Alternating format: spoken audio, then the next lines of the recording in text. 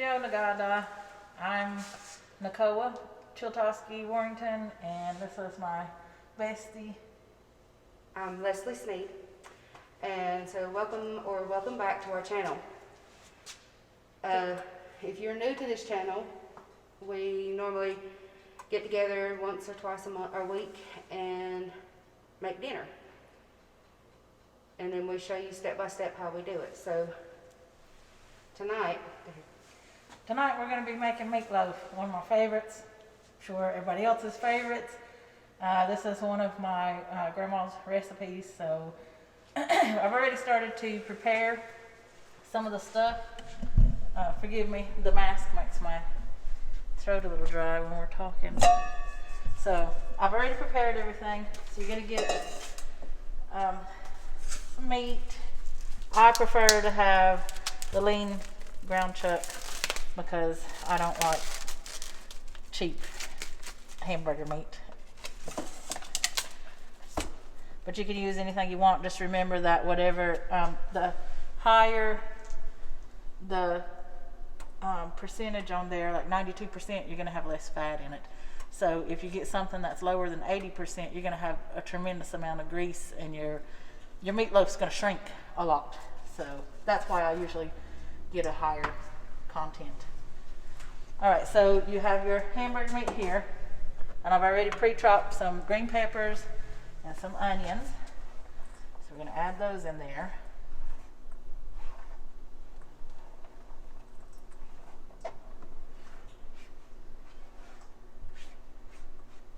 I feel like the native Rachel Ray or Martha Stewart. Yeah, definitely Martha Stewart, because I can craft too, not just cook. So I got my onions and my green pepper in there, and then I'm going to salt it.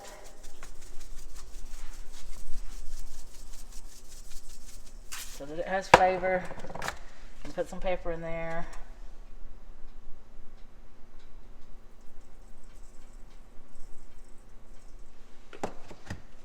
Then I'm going to take about a cup of, I like to use Italian breadcrumbs.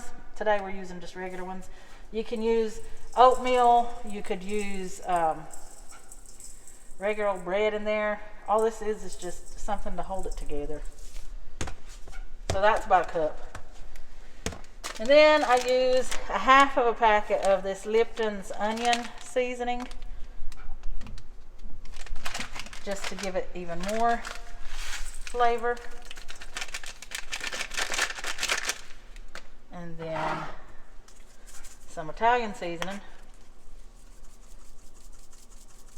And I would say about, I don't know, a teaspoon or so, teaspoon and a half of Italian seasoning.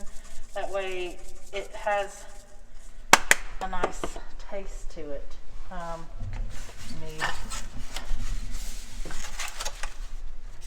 Oh, busted my eggs. Oh, 2 eggs.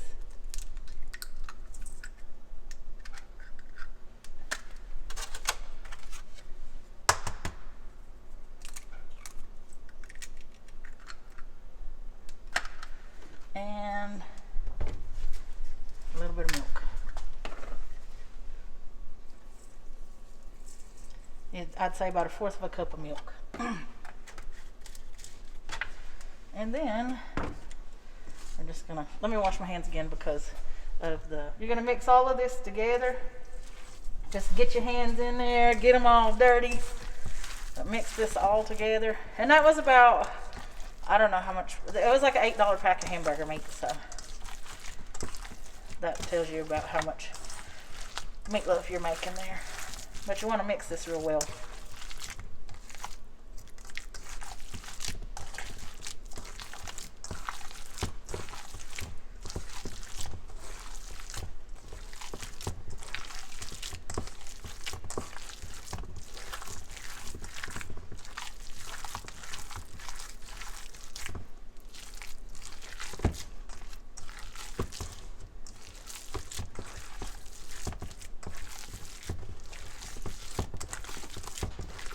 And you want to, when you're I don't know, they call it kneading bread, but maybe you could call it kneading the meatloaf, but you just take your meatloaf and pull it up from the bottom and turn it over to the top. That way you're making sure that all of it gets folded into there. All right, so now it's starting to get a little bit harder to mix because it's getting all of that liquid mixed in there. And it seems like everything's mixed in there fairly well. So then we're going to take it and we're going to transfer it over to our dish. And we've preheated our oven. She preheated it to 375.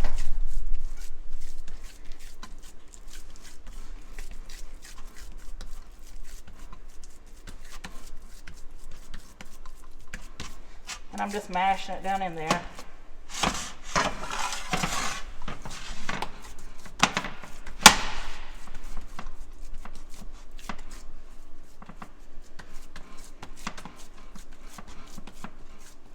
You want to mash it nice and tight in there though, that way it keeps it together and it keeps it from getting crumbly like. So once it's all evenly mashed down in there, let me rinse my hands off. Alright, so once you have your meat pressed down in there, your meatloaf, then you want to take your tomato paste, and some people like to bake ketchup on top of it. Personally, I like the tomato paste better, so I open it on both ends and just kind of slide it off of there. And it makes it much easier when you remove it. Well, I had never thought of doing that. Yep, and then you just have to take that off of there. And you just spread it out on top of the meatloaf.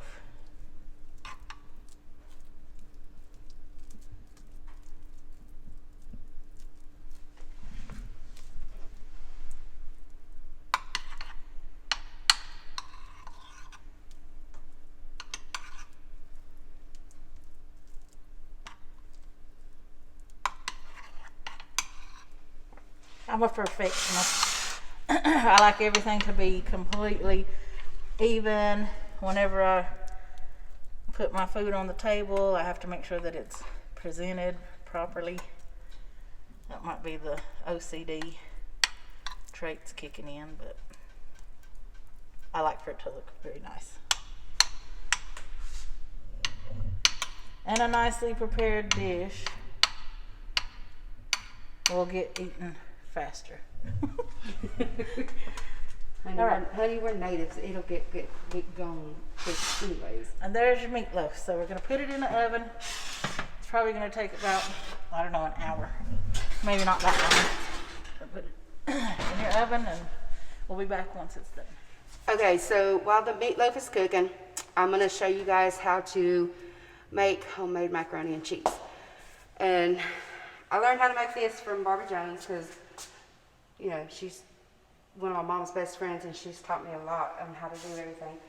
And also I've got some potatoes boiling right here because we're also going to make some homemade mashed potatoes.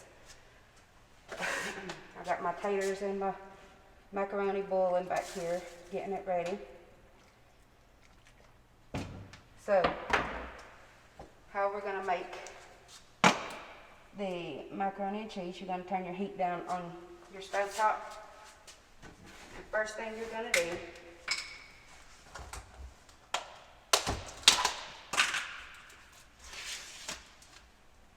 is you're going to throw about a quarter cup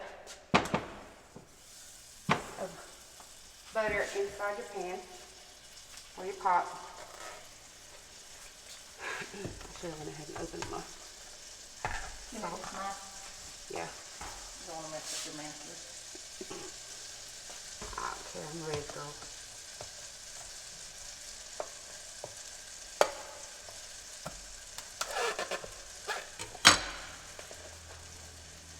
And while that is in there melting, you want to add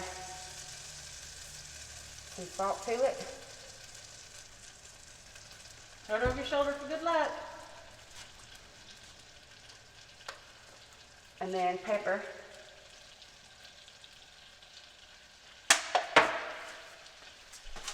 And then while that's melting, you're going to add you a little, maybe about a quarter cup of, not even a quarter cup, maybe just a little bit of flour in there to thicken that up right there. To make your roux. Yeah. And you're going to blend that, mix that together in there. Let me get the camera so you can see what that's looking like. So that's what you're going to have right now. I know it looks kind of gross, but it'll be good, trust me.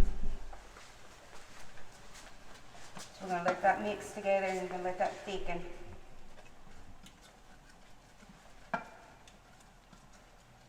Will it mess it up if I pick it up and take it over there? You can pause it and then I'll edit that part out right there. Okay, so once that's all melted and blended well together right there, I'm going to add about 2 to 3 cups of milk in there.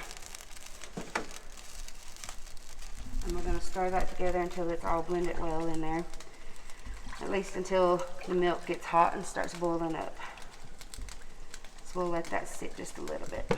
So was your roux just kind of like the way it is when you make gravy? Mm-hmm. Basically, yeah. It's the same technique.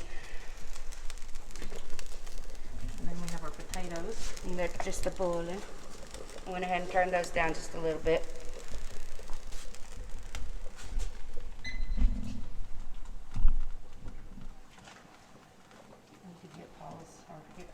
Alright, so now that this is kind of going real good right here, you see how much thicker it is than it was when we first started with it. So this is how you want, it's almost, it's more like a liquefied, more liquid gravy. So now that it's like that, we want to take our commodity cheese and drop it in there. You can cut them into cubes like that and drop it in there so that it melts. And you can add as little or as much cheese as you want to. Personally, my husband likes cheese, so I usually make mine very cheesy, like him. And her best friend likes cheese too. I've got like 10 packs in my refrigerator right now. So we're gonna leave that in there to start melting together. As you can see that it's already starting to melt. So once it gets good and melted, you're gonna get you a spoon and taste test it to see if you need to add anything else, maybe more salt or pepper to it. Or if you want to add more cheese, then that would be the perfect timing to do it as well. So we're gonna go ahead and let that melt and marry together. Melt it together. You're gonna turn the eye off first, and then Nikki informed me, like right as I was pouring my milk in here, that you may want to see how I make my mashed potatoes. So you boil your mashed potatoes, and then you add maybe about a cup to start with of milk, and then you salt and pepper it to taste. And she used Yukon Gold potatoes. Oh yeah, them good golden potatoes. I love those. And then you also want to add, you keep an eye on my cheese over here too.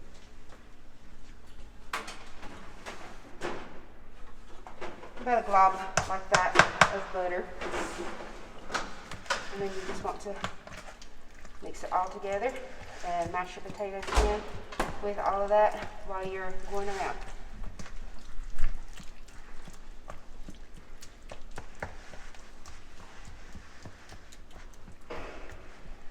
And like I said, you're going to do this to taste. A lot of people like a lot of salt and pepper in it, but a lot of people don't. I put just enough in there for right now so you're going to start seeing your consistency turn into looking like mashed potatoes. I'm a messy cook. And I like mine lumpy, so I will probably leave it a little lumpier than most people. But basically that's all you gotta do for your mashed potatoes. Boil your taters, get them good and soft, and then mix them together. And that's mashed potatoes. All right, so now we're gonna make cornbread. So I've got my oven already going, got my cast iron pot here, or pan. I'm gonna take 1 stick of butter and I'm gonna melt it in there. I get the sweet butter unsalted. So we're just gonna put it in the oven and melt that. While we're waiting on the butter to melt, we'll start with our ingredients here. So this is my recipe. It's 2 cups of cornmeal sifted, 1 cup of self-rising flour, 1 tablespoon of baking powder, 1/2 teaspoon of salt, milk, and 1 egg. So we're going to start out with our cornmeal. And I get cornmeal from Cub's Need and Hilliard. So it's like fresh ground cornmeal. They make the best.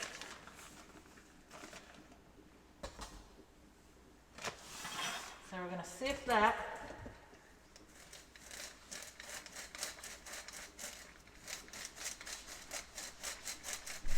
Every time I use this sifter, it makes me think of my grandma, because she always sifted her meal.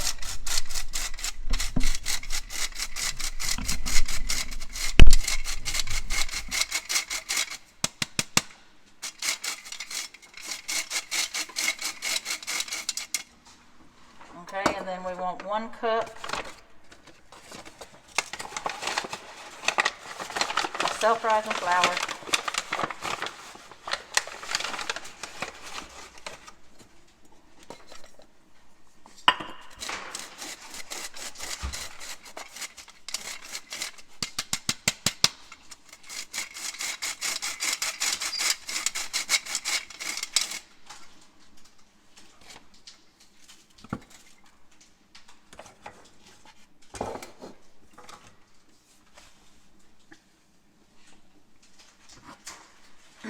One tablespoon of baking powder.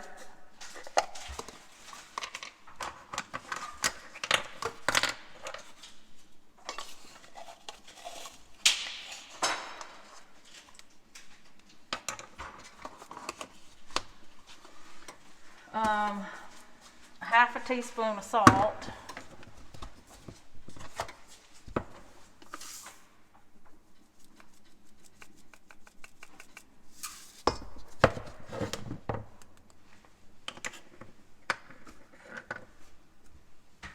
And we're going to mix all this together.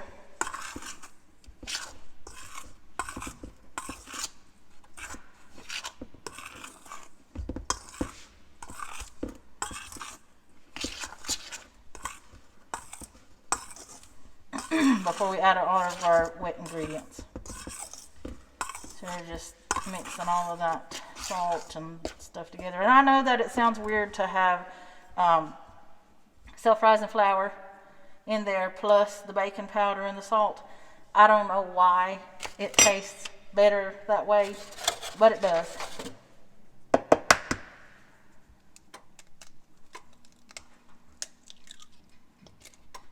Well, that egg had a tough shell on it, didn't want to break.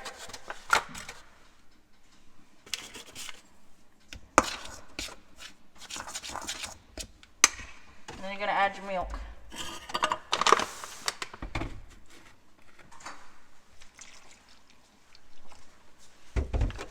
And you're adding enough milk in there to where it's soupy. Not too soupy though, because then you'll end up with like really crumbly cornbread. But I'll show you the consistency in just a minute.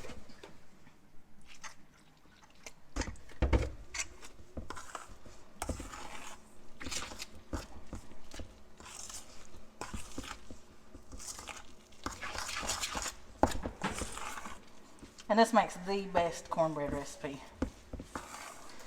another reason why you want your skillet to be real hot and heated up with that butter like that is because when you pour your cornbread in there, you want it to sizzle and start forming like a crust on the bottom.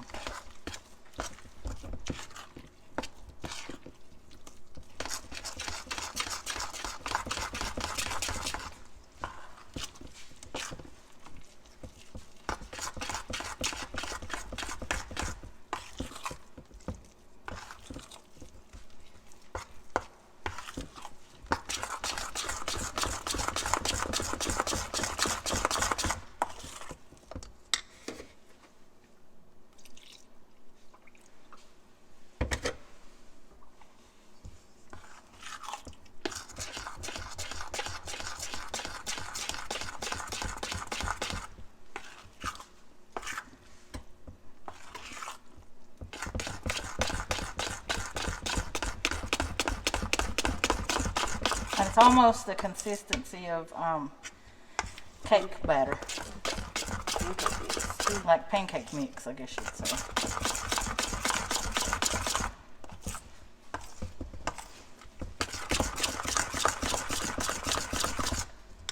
So once you got that all mixed in,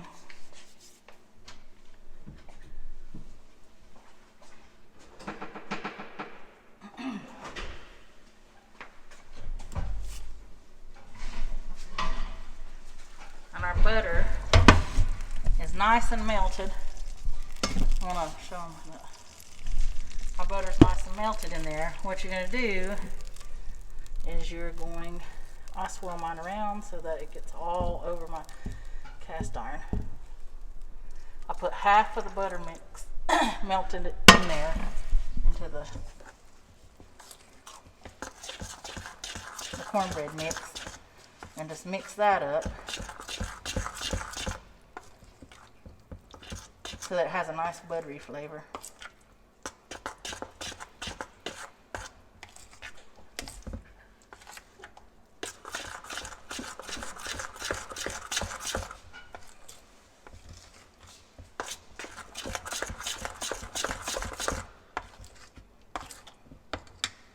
Oh, my sore thumb is getting tired. Girl, feel you. I think the doctor calls that trigger finger, but I call it sore But thumb. wouldn't that be your index finger if it was trigger finger? Yeah, well, that's the thumb. All right, so you're going to pour this in there. So listen to it sizzle.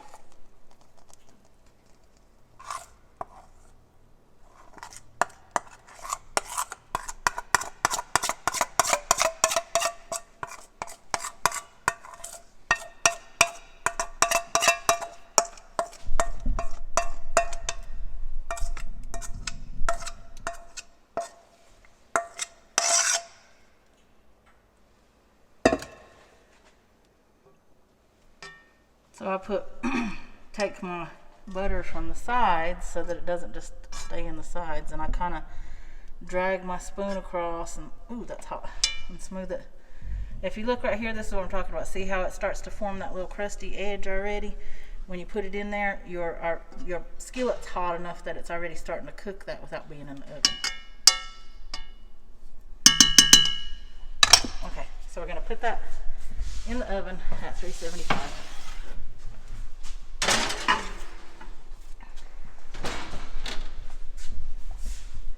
So once your cheese gets to a liquid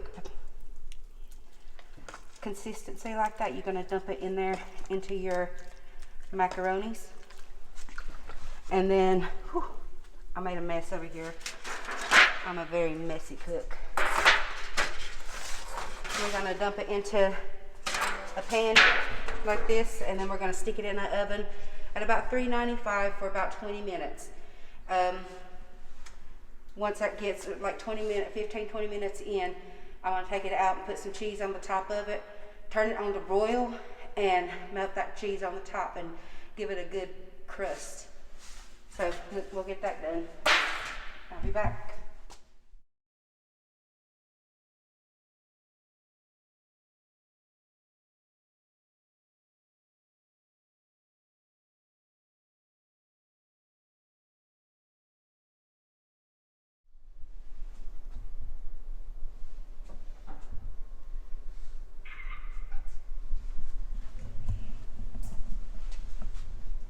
Alright guys, so our food is now done.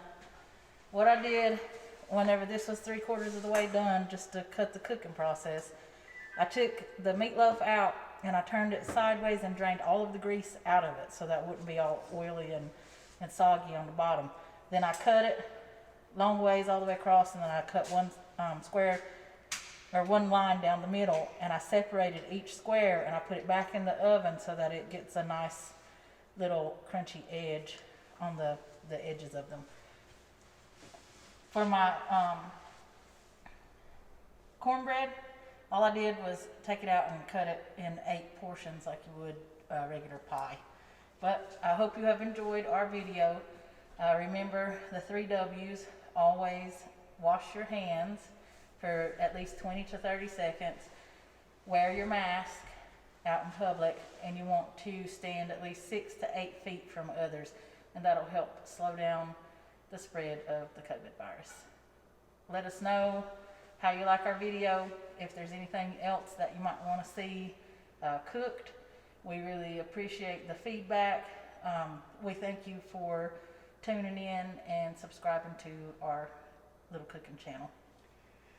Hey Dogga, how are you?